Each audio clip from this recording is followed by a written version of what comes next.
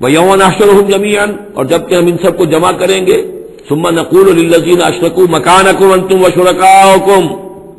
پھر ہم کہیں گے ان لوگوں سے جنہوں نے شرک کیا، مکانکم، کھڑے ہو جاؤ اپنی جگہ پر، انتم، تم بھی اور تمہارے شریک بھی۔ اب یہاں معلوم ہوتا ہے کہ یہاں پہ شریکوں سے مراد ہیں اولیاء اللہ، انبیاء، فرشتے، جن کو پوجا گیا، جن کے نام پر مورتیں بنائی گئی۔ یعنی ایک تو ہے کہ جو ہوائی ہیں، لات، منات، عزا کون ہے کچھ پتہ نہیں، لیکن یہ کہ بہرحال جیسے کہ حضرت نوح علیہ السلام کی قوم جن کو پوجتی تھی وہ بھی اولیاء اللہ تھے۔ ود اور سوا وہ آئے گا جب ہم سورہ نوح پڑھیں گے۔ پچھلے زمانے کے اولیاء اللہ تھے، نیک لوگ تھے، ان کے انہوں نے بت بنا لیے۔ ہمارے ہاں وہ بت نہیں بنتے، قبریں پوجتی ہیں۔ لیکن یہ جو مسئلے ہوتے ہیں یہ ان لوگوں کی شرکاء کی بات ہو رہی ہے کہ جو نیک لوگ ہیں، اللہ کے بندے ہیں، فرشتے ہیں، ارواح ہیں، شیخ عبد القادر جیلانی ہیں، یا یہ اور کوئی اللہ کے بڑے نیک اور اونچے بندے ہیں، تو ہم کہیں گے نقول للذین اشرکوا مکانکم انتم وشرکاؤکم۔ اب دیکھ لیجئے یہاں یہ خیال نہ ہو کہ یہ لوگ جو ہیں اتنے اونچے رتبے والے ہوں گے، ان سے ایسے کیسے خطاب ہو جائے گا؟ تو اللہ نے جیسے خطاب حضرت عیسیٰ سے کیا، یا عیسی ابن مریم، وہ ہم پڑھ چکے ہیں سورہ مائدہ کے آخر میں۔ تو الرب رب وان تنزل والعبد عبد وان ترقى، تو شان جو ہے اللہ کی وہ تو بہرحال بہت بلند ہے۔ فزیلنا بینہم، تو ان کے درمیان ہم سارے رشتے منقطع کر دیں گے۔ وقال شرکاؤہم ما کنتم ایانا تعبدون، وہ جو ان کے شریک تھے جن کو وہ شریک سمجھ کر پوج رہے تھے، معاذ اللہ وہ بری تھے۔ شیخ عبد القادر جیلانی بری ہیں اس شرک سے جو ان کے لیے ان سے دعائی کرنے والے، استغاثہ کرنے والے جو کچھ کر رہے ہیں شرک، اس سے شیخ عبد القادر جیلانی رحمۃ اللہ علیہ بری ہے۔ یا کوئی بھی کسی مزار پر جا کر کوئی غلط حرکتیں کرتا ہے تو صاحب مزار کے اوپر اس کا کوئی وبال نہیں ہے، وہ تو اپنی زندگیاں گزار گئے، تلک امۃ قد خلت لہا ما کسبت ولکم ما کسبتم، وہ تو ظلم ہو رہا ہے ان کے اوپر، وہ تو الٹا مقدمہ دائر کریں گے۔ وقال شرکاؤہم، جن کو انہوں نے شریک سمجھا تھا، وہ کہیں گے ان سے ما کنتم ایانا تعبدون، نہیں تم غلط کہہ رہے ہو، تم ہمیں نہیں پوجتے تھے، ہماری بندگی نہیں کرتے تھے۔ فکفی باللہ شہیدا بیننا وبینکم، تو تمہارے اور ہمارے مابین اللہ کافی ہے یہ گواہی دینے کے لیے، ان کننا عن عبادتکم لغافلین، کہ اے بدبختو اگر تم ہماری بندگی کرتے بھی تھے تو ہمیں کچھ پتہ نہیں تھا کہ تم ہماری بندگی کر رہے ہو۔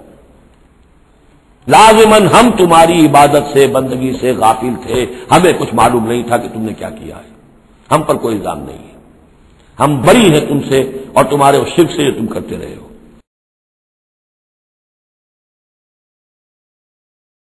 وَإِذَا رَأَى الَّذِينَ أَشْرَكُوا شُرَكَاءَهُمْ، اور جب وہ دیکھیں گے مشرک لوگ اپنے شرکاء کو، وہ جا رہے ہیں عبد القادر جیلانی جن کے نام کی دہائی ہم دیا کرتے تھے، قَالُوا رَبَّنَا هَؤُلَاءِ شُرَكَاؤُنَا، اب ظاہر بات ہے ان کا رتبہ بلند ہوگا آخرت میں، وہ اللہ کے ولی ہیں،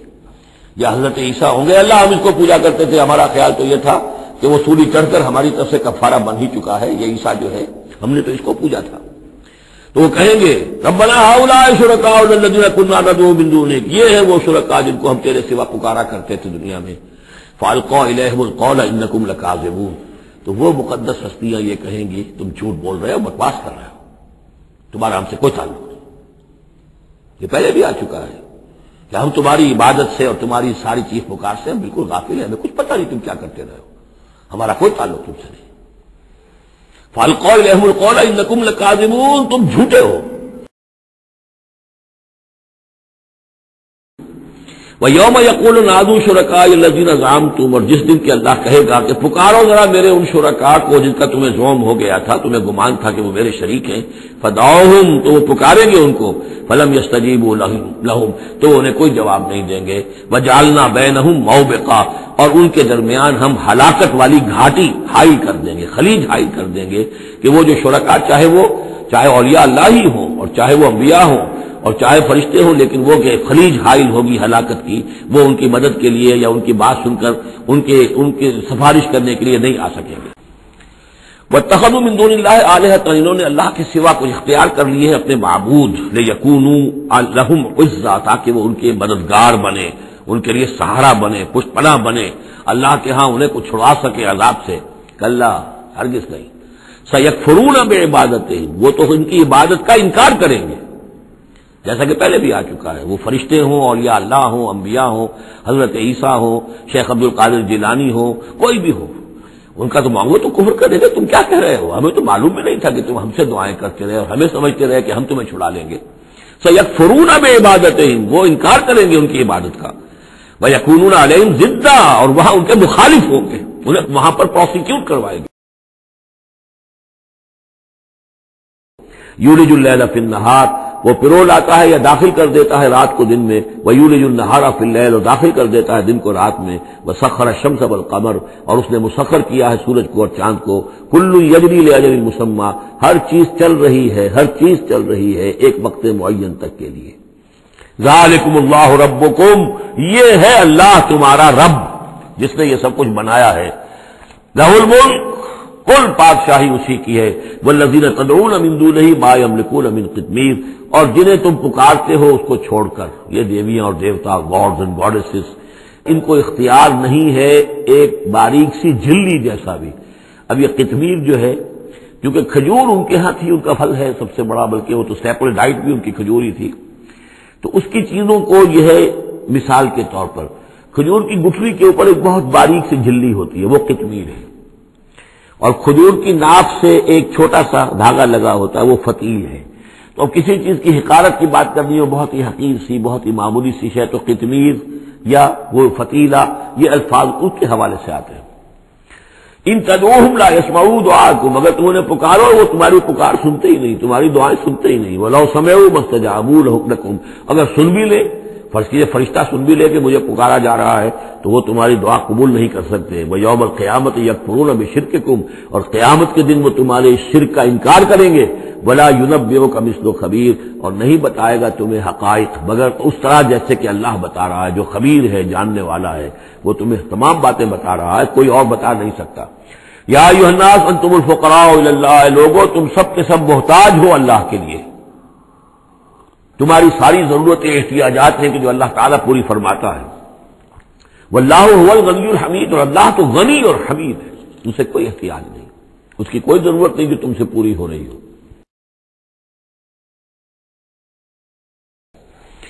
الذین کذبوا بالکتاب، وہ لوگ کہ جنہوں نے جھٹلایا کتاب کو، وبما ارسلنا بہ رسلنا، اور ان چیزوں کو جھٹلایا جو دے کر ہم نے بھیجا اپنے رسولوں کو، فسوف یعلمون، تو پھر کچھ وقت کی بات ہے، انہیں معلوم ہو جائے گا، حقیقت ان پر منکشف ہو جائے گی۔ اذ الاغلال فی اعناقہم، جبکہ طوق ان کے گردنوں میں پڑے ہوں گے، والسلاسل، اور زنجیروں میں وہ جکڑے ہوں گے، یسحبون، اور گھسیٹے جائیں گے، فی الحمیم، کھولتے پانی میں، ثم فی النار یسجرون، اور پھر انہیں آگ کے اندر جھونک دیا جائے گا۔ ثم قیل لہم این ما کنتم تشرکون، پھر ان سے کہا جائے گا کہاں ہے وہ جنہیں تم شریک کیا کرتے تھے، من دون اللہ، اللہ کے سوا، قالوا ضلوا عنا، وہ کہیں گے سب گم ہو گئے، کھوئے گئے،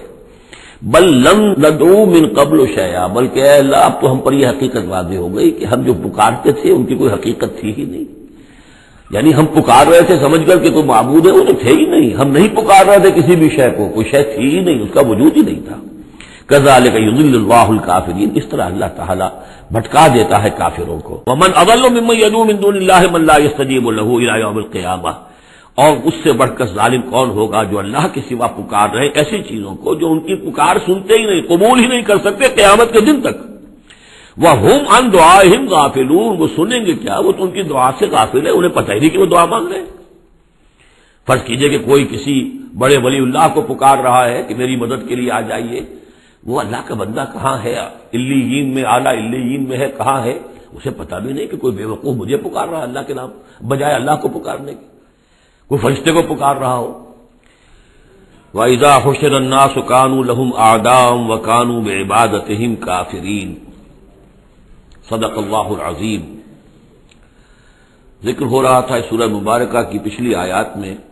کہ ان سے بڑھ کر زیادہ گمراہ کون ہوگا جو اللہ کے سوا ایسی ہستیوں کو پکار رہے ہیں جو نہ ان کی دعا سنتے ہیں، نہ دعاؤں کو قبول کر سکتے ہیں قیامت تک، بلکہ وہ ان کی دعاؤں سے غافل ہیں، انہیں معلوم ہی نہیں ہے۔ وَإِذَا حُشِرَ النَّاسُ، جب لوگوں کو جمع کیا جائے گا، كَانُوا لَهُمْ أَعْدَاءً، وہ ان کے دشمن بن جائیں گے کہ تم نے ہمیں شرمسار کیا، ہماری شرمندگی کا تم سبب بن گئے، تم نے ہمیں اللہ کا مد مقابل بنا دیا۔ جیسے کہ حضور صلی اللہ علیہ وسلم نے ایک صحابی کو ٹوک دیا،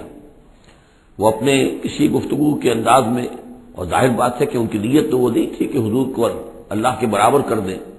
لیکن الفاظ ایسے ان کی زبان سے نکلے ما شاء اللہ و ما شئت، جو اللہ چاہے اور آپ چاہیں، اسی پر ٹوک دیا حضور نے، اجعلتنی للہ ندن، کیا تم نے مجھے اللہ کا مد مقابل بنا دیا؟ مشیت صرف اللہ کی۔